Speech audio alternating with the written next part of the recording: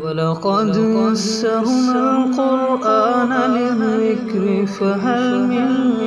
مُّدَّكِرٍ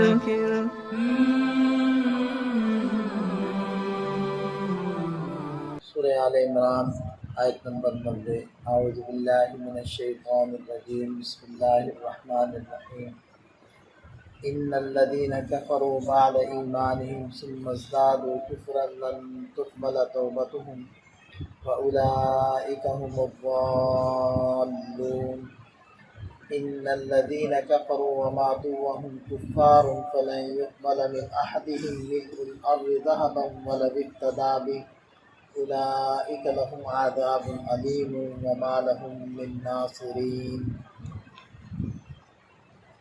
ان الذین کفروا، یقیناً جن لوگوں نے کفر کیا، بعد ایمانہم، ان کے ایمان لانے کے بعد، یعنی مرتد ہو گئے، ثم ازدادوا کفرا، پھر وہ کفر میں بڑھتے چلے گئے، یعنی توبہ نہ کی، ایمان نہ لائے، تو لن تقبل توبتہم، تو ان کی توبہ ہرگز قبول نہیں کی جائے گی، یعنی دیگر گناہوں سے ان کی توبہ قبول نہیں ہوگی جب تک کہ وہ کفر سے دوبارہ اسلام کی طرف نہ لوٹیں۔ ایک تو یہ بات ہے کہ مرتد، العیاذ باللہ، اللہ تعالیٰ ہم سب کی ایمان کی حفاظت فرمائے، اگر کوئی شخص ایسا گمراہ ہو جائے کہ وہ اسلام کو ہی چھوڑ بیٹھے، تو مرتد ہوتے ہی اس کے سارے کیے ہوئے اعمال غارت ہو جاتے ہیں، کالعدم ہو جاتے ہیں، مٹی ہو جاتے ہیں۔ دوسری بات یہ ہے کہ اس کو قائل کیا جائے گا، اس سے بات کی جائے گی کہ وہ اسلام قبول کرے، اگر وہ نہیں کرتا تو پھر اس کی سزا اسلام کے اندر وہ قتل ہے، کہ جب وہ ایمان کا مزہ چکھ چکا ہے، اب اس کے بعد وہ مرتد ہوتا ہے تو اس کو ایک بار سمجھائیں گے، اگر اس کو بات سمجھ میں نہیں آئے گی تو اس کی سزا قتل ہے۔ لیکن بہرحال اگر وہ توبہ نہیں کرتا اور اس کا کفر ہی بڑھتا چلا جاتا ہے، تو پھر بقیہ کوئی بھی عمل اس کا مقابل قبول نہیں ہے، اور کسی بھی اعتبار سے توبہ اس کی قبول نہیں ہوگی جب تک کہ وہ اسلام کے اندر داخل نہ ہو، کیونکہ اسلام یہ بنیادی چیز ہے۔ اگر یہی انسان کے پاس نہیں ہے اور اس سے انسان محروم ہو گیا تو پھر کوئی بھی عمل قابل قبول نہیں ہے۔ وَأُولَئِكَ هُمُ الضَّالُّونَ، یہی لوگ ہیں جو گمراہ ہیں اور پرلے درجے کے گمراہ ہیں۔ ان الذین کفروا، یقیناً جن لوگوں نے کفر کیا، وماتوا وهم کفار، اور وہ کفر کی حالت میں ہی، کافر ہونے کی حالت میں ہی مر گئے، وفات پا گئے،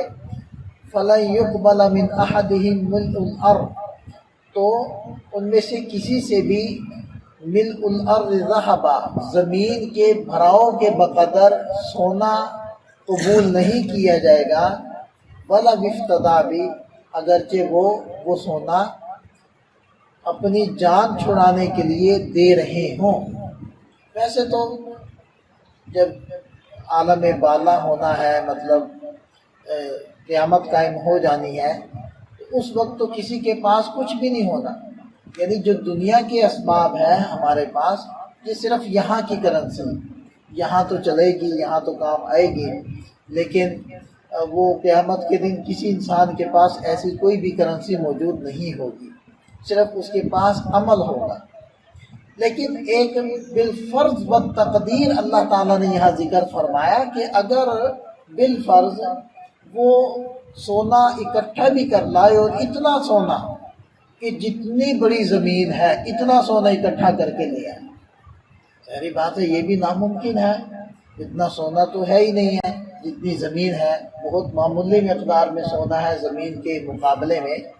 کیونکہ اگر سونے کی مقدار اتنی ہی ہو جائے جتنی مٹی ہے، جتنی زمین ہے، تو پھر سونے کی اوقات ہی کیا رہ گئی۔ تو بہرحال فرمایا کہ چلو فرض کر لیا کہ وہ اتنا سونا بھی لے آیا کہ جتنی بڑی زمین ہے، اور وہ دے دے کہ جی میری جان بخش دی جائے، مجھے چھوڑ دیا جائے، یہ سونا قبول کر لیا جائے، تو فرمایا پھر بھی اس سے یہ سونا قبول نہیں کیا جائے گا، اور اس کی معافی کی کوئی شکل اور کوئی صورت نہیں ہے۔ اب یہ دیکھیں کہ جو شخص ایمان سے محروم ہو گیا اور ایمان سے محروم ہونے کی حالت میں دنیا سے گیا، وہ کتنا بڑا اپنا نقصان کر کے جا رہا ہے کہ کوئی شکل ہی نہیں ہے کہ وہ قیامت کے دن چھوٹ جائے اور اللہ کی پکڑ سے اور عذاب سے بچے۔ یہی وجہ تھی کہ نبی پاک صلی اللہ علیہ وسلم غم زدہ رہتے تھے۔ ایک فکر تھی آپ علیہ السلام کو کہ یہ کافر اسلام کے اندر داخل ہو جائیں۔ تو یہ فکر اسی لیے تھی کیونکہ ساری انسانیت اس وقت آپ علیہ السلام کے تشریف لانے کے بعد وہ امت ہے آپ علیہ السلام کی، ایک امت اجابت ہے، دوسری امت دعوت ہے۔ ایک وہ امت کا حصہ ہے جس نے دعوت کو قبول کیا، ایمان لائے، اور دوسرا حصہ وہ ہے کہ جنہوں نے دعوت کو قبول نہیں کیا، تو وہ بھی امت کے اندر داخل ہے۔ تو آپ علیہ السلام اسی لیے اتنے فکر مند رہا کرتے تھے۔ تو دیکھیں کہ کوئی شکل نہیں ہے کہ ان کی جان چھوٹ جائے۔ اولئک لہم عذاب علیم، یہی وہ لوگ ہیں جن کے لیے دردناک عذاب ہے۔ وما لہم من ناصرین، اور ان کے لیے کوئی بھی مددگار نہیں ہوگا۔